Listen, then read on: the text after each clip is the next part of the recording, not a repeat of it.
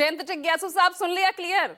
2025 में 225 और CM face Nitish.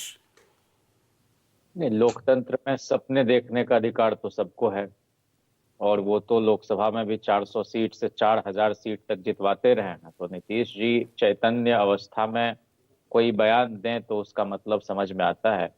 और तमाम तरह के कुतर्क भी गढ़े ही जा रहे हैं कि जब जब वो एग्जिट करते हैं किसी अलायंस से तो ठोस वजह देते हैं। तो एक बार तो उन्होंने ये कहा, पहले तो 13 में अलग हुए कि नहीं, ये सांप्रदायिक व्यक्ति के रहते हुए जिनको प्रचार समिति की कमान सौंप दी गई है, हम गठबंधन में नहीं रह सकते, तो हम अलग होते हैं। 2 साल अलग रहे। फिर उसके बाद जो है 17 में कहा उन्होंने कि हमारी पार्टी क्षेत्रीय पार्टी को नस्त नाबूद करने पर भारतीय जनता पार्टी तुली हुई थी और ये अधिनायकवादी चरित्र के साथ बिल्कुल एक डेमन की तरह नजर आती है। हम तो गठबंधन को सरकार को समर्थन पूर्वोत्तर में कर रहे थे, लेकिन साथ में 6 विधायक को तोड़ लिया, तो इसलिए उसके साथ रहना ठीक नहीं। आ गए हमारे साथ और फिर जब इधर से गए हैं तो क्या कहते हुए यही जनता के सामने ये कहा कि मन नहीं लग रहा था उस आंगन, इस आंगन में आ गए। तो ये कोई कन्विंसिंग उनका कभी भी लॉजिक होता नहीं। Half wrong half right approach Nitish Kumar ji का। तो यानी अभी भी आप उम्मीद लगाए बैठे हैं कि नीतीश आपके पास आ सकते हैं और इसीलिए कल लालू यादव ये कहते हैं कि हम लोगों के रहते, मैं कोट कर रही हूं, वो हम लोगों के रहते बीजेपी बिहार में कैसे बना लेगी सरकार। मैं तो ये हम उसी तरफ इशारा कर रहा है क्या?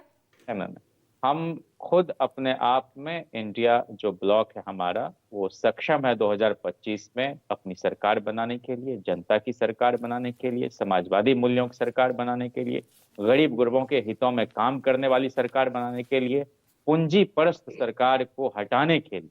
और इसलिए जब ये लोग कहते हैं कि भाजपा के समर्थन से, तो इनको मालूम नहीं है कि नीतीश कुमार जी वीपी सिंह जी के मंत्री परिषद का हिस्सा मंत्रिमंडल विस्तार में जब 90 में बने, उसके पहले बिहार में सरकार बनी। लेकिन बिहार में सरकार बनने से पहले भारत में सरकार बनी थी, राष्ट्रीय मोर्चा की सरकार, और उस वक्त भारतीय जनता पार्टी उसमें एक घटक दल था। लालू जी उस समय तो राष्ट्रीय राजनीति के परिदृश्य में थे नहीं, वो तो साधारण एक लोकसभा के सदस्य थे। और देश में उस वक्त जो मोर्चेबंदी हुई, लामबंदी हुई, उस वजह से तो इसको लालू प्रसाद लेकिन देखिए ना, अभी अगर हम ताजा परिस्थिति की बात करते हैं, लगातार आपका गठबंधन यहाँ बिहार में कमजोर ही होता नजर आ रहा है। चाहे लोकसभा चुनाव के परिणाम देख लीजिए, अभी हाल ही में उपचुनाव हुए वो आप देख लीजिए, और आपके जो सहयोगी हैं महाराष्ट्र, हरियाणा और फिर दिल्ली, लगातार कमजोरी हो रहा है ना। आप खुद ही सवाल उठा रहे हैं अपने सहयोगियों पर। मैं आपसे सिर्फ इतना कह सकता हूं कि लोकतंत्र का तकाजा है कि जो भी पार्टियां किसी भी गठबंधन का हिस्सा हैं, वो हमेशा स्वतंत्र रूप से अपनी पहलकदमी करती है अपने बेस को एक्सपेंड करने के लिए। और हमें इस बात की खुशी है कि हमारे यहाँ चाहे कांग्रेस पार्टी हो, चाहे वो वीआईपी हो, चाहे वो वामपंथी धड़े के लोग हैं, सब लोग अपने अपने काम में लगे हुए हैं। और आपको जब चुनाव हो जाएंगे और नतीजे आएंगे तो स्पष्ट हो जाएगा।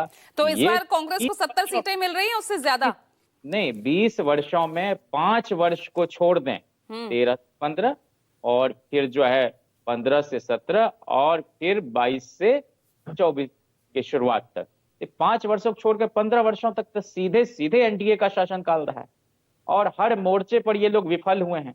हमारी सरकार थी तो 7 विश्वविद्यालय खोले और केंद्र में जब लालू जी मुख्यमंत्री बने तो बिहार को 3 केंद्रीय विश्वविद्यालय और आपका तो, लेकिन यहाँ तो गठबंधन, आपके तो गठबंधन ही नहीं टिक पा रहा ना, वहां का विद्वेष इतना हावी हो रहा है। नहीं, काम के आधार पर हम जनता के बीच जा रहे हैं कि मुख्यमंत्री जी हाथ फैलाए हुए प्रधानमंत्री के सामने गिड़गिड़ाते रहे। काम के आधार पर ही अरविंद केजरीवाल भी गए थे ना जनता के बीच, अलग अलग लड़े थे ना कांग्रेस और आम आदमी पार्टी। और एक बात, इस बजट 24 में भी पेश हुआ था, चुनावी साल था, और 25 में भी हुआ है।